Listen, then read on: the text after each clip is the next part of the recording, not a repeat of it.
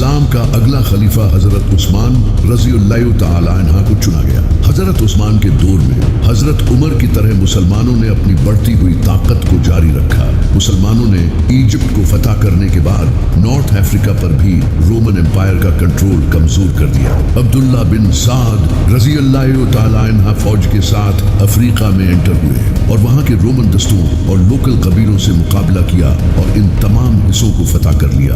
اس کے علاوہ مسلمانوں نے سینٹرل ایشیا کے کئی علاقے جیسا کہ خراسان، ٹرانسوکسیانا، ازبکستان، تاجکستان اور قزاقستان فتح کر لیے اور آج کے پاکستان کے صوبے بلوچستان اور سندھ کو بھی فتح کر لیا۔ لیکن ایک دن حضرت عثمان کنویں کے پاس بیٹھے نبی صلی اللہ علیہ وسلم کی انگوٹھی کے ساتھ کھیل رہے تھے جو کہ ان کے ہاتھ میں تھی۔ یہ انگوٹھی پہلے حضرت ابو بکر، پھر حضرت عمر اور اس کے بعد حضرت عثمان کو ملی تھی۔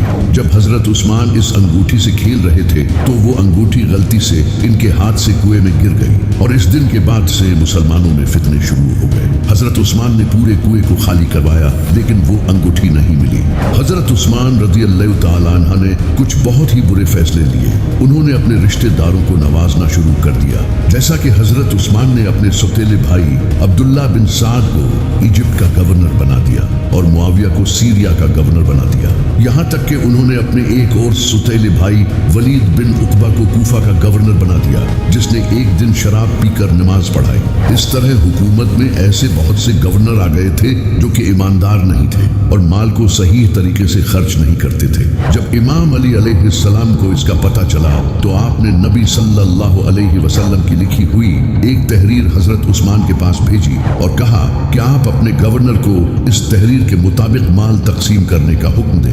حضرت عثمان نے آگے سے کہا کہ مجھے اس کی کوئی ضرورت نہیں، لیکن جو ان سب سے بڑی غلطی حضرت عثمان نے کی وہ یہ تھی کہ انہوں نے ایک ایسے انسان کو واپس بلایا جسے نبی صلی اللہ علیہ وسلم نے سالوں پہلے نکال دیا تھا اور اس پر اور اس کے باپ پر لعنت کی تھی۔ اس کا نام تھا مروان۔ یہ حضرت عثمان کے چچا کا لڑکا تھا۔ حضرت عثمان نے اسے نہ صرف واپس بلایا بلکہ اسے اپنی ایک بیٹی بھی دے دی۔ مسلمان حضرت عثمان کے ان فیصلوں کو لے کر بہت غصہ ہوئے اور وہ ان کے خلاف بولنے لگے، یہاں تک کہ عمار ابن یاسر، حضرت عائشہ اور محمد بن ابی بکر رضی اللہ تعالی عنہ جیسے بڑے اصحاب حضرت عثمان کے خلاف کھڑے ہو گئے۔ اسی طرح حضرت عثمان نے ایجپٹ کا گورنر اپنے بھائی عبداللہ بن سعد بن ابی سرا کو لگا رکھا تھا، لیکن ایجپٹ کے لوگ اس سے بالکل بھی خوش نہیں تھے۔ تو محمد بن ابی بکر جو کہ امام علی علیہ السلام کے بیٹے تھے، وہ ایجپٹ کے کچھ لوگوں کے ساتھ حضرت عثمان کے پاس آئے اور ان کے بھائی گورنر کی شکایت کرنے لگے۔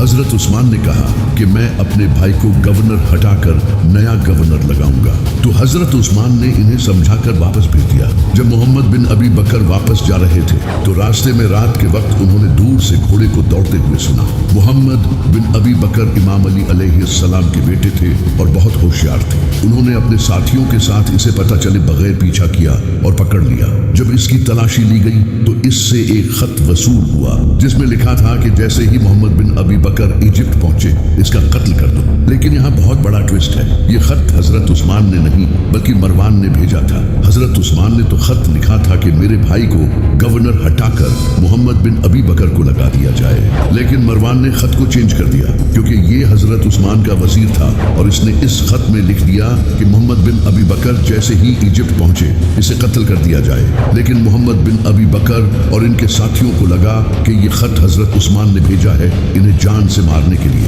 تو محمد بن ابی بکر اپنے ساتھیوں کے ساتھ واپس مدینہ آئے اور انہوں نے حضرت عثمان کے گھر کو گھیر لیا اور ان کا کھانا پانی بند کر دیا۔ حضرت عثمان نے کہا کہ میں نے یہ خط نہیں بھیجا، لیکن ان کی بات کا کسی نے یقین نہیں کیا۔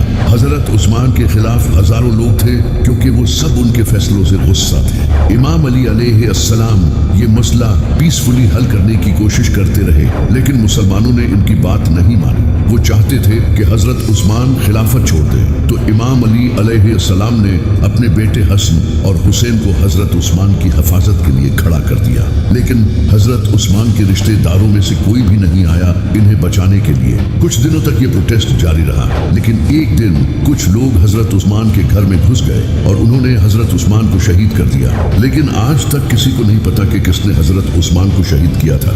हजरत उस्मान की शहादत के बाद अब अगला खलीफा कौन बनेगा, इस पर मुसलमानों में डिस्कशन शुरू हो गई। मदीना के लोगों और कुछ बड़े सहाबा ने इमाम अली अलैहिस्सलाम को खलीफा बनाने का फैसला किया, क्योंकि वो जानते थे कि इस बिगड़ी हुई सिचुएशन को सिर्फ यही इंसान संभाल सकता है। लेकिन इमाम अली अलैहिस्सलाम खलीफा नहीं बनना चाहते थे, क्योंकि वो जानते थे कि ये पूरा निजाम बिगाड़ कर अब मेरे हवाले करना चाहते हैं। इमाम अली अलैहिस्सलाम ने कहा कि मेरे अलावा तलहा या जुबैर को खलीफा चुन लो, लेकिन तलहा और जुबैर रज़ियल्लाहु ताला अन्हा ने खुद कहा कि आपसे बेहतर इस वक्त कोई इंसान नहीं।